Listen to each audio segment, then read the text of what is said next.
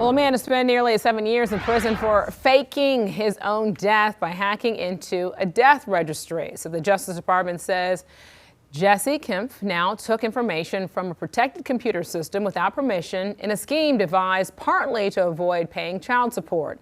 Kempf also used the stolen credentials to hack other state death registries, government and corporate networks, as well as those of private businesses. And he pleaded guilty to computer fraud and aggravated identity theft. But Chief Legal Analyst Khalif Rose joins us to be able to talk about this. I did some research on this.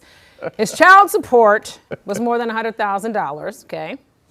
He also completed a Hawaiian death certificate to be able to do all this. I mean, Khalif, this guy went to great lengths and now finds himself in a lot of trouble. I've run into a lot of deadbeats over my time, but I guess they weren't doing it right. This is absolutely the best example of being a deadbeat that you could think of. I mean, He didn't want to just not pay. He just didn't even want to owe it anymore. He wanted the computer to completely wipe it out. His name out of the system. I mean, how do you take a doctor's information, go in there, write your own cause of death, sign it as if you're the doctor, and then start, filing and then selling it to other people? So how he got caught was he was on the dark web actually attempting to sell access to this computer so other people could do the same thing. I mean, you can't make this up. This is extremely confusing. And the crazy part, it's not him being charged for faking his own death. It's him being charged because he accessed those government computers. That's the problem. You accessing government computers and doing fraudulent activities, that will get you every time. I mean, two separate things, you're right, because one, it's the crime, but two, it's also just being trifling, It's like,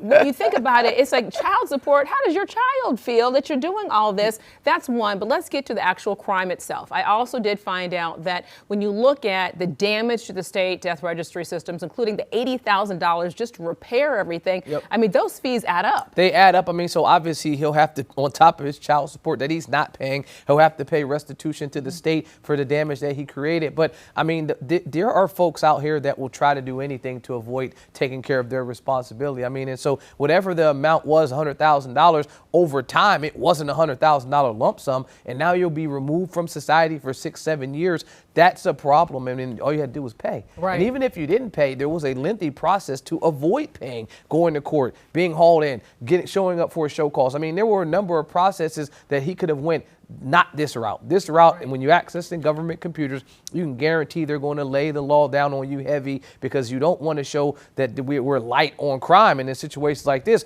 we want to show a deterrent. Anytime you're talking about the criminal justice system, it's like that rehabilitative part that we talk about.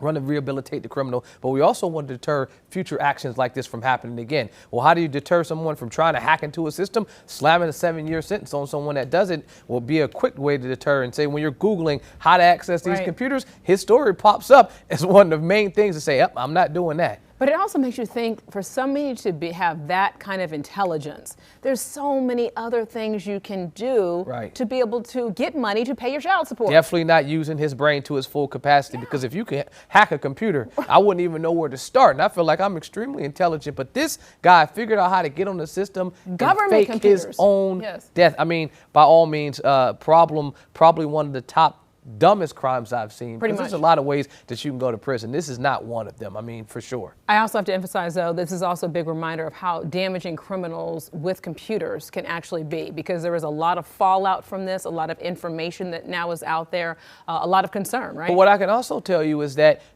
anytime you do these types of crimes, just like with my criminal cases that I have, you leave breadcrumbs behind. And so when you access this computer, your digital fingerprint will be all over that. And so they just work backwards. I mean, even if you attempt to reroute your way you got in by using multiple VPNs, he got caught because he's using actual living doctor's information, and using that living doctor's information, they were like, wait, this isn't you because you're in Hawaii. This other doctor's on the East Coast. Right. Something's not working out. And so even if you think you're the smartest person in the room, most of the time they got folks that are doing this for a living that try to catch you. And so, well, the one thing about technology is once the criminals figure out how to do something, law enforcement is right behind them. Right. And so I am glad that they caught him, because now, like you mentioned, that child hopefully will get some type of payment once this guy's out of jail. Well, you also think, too, of the crime. When you fake your death, but you're walking around, they don't see your daddy, right? Somehow that part is accurate. All right, Khalif Rose, appreciate it.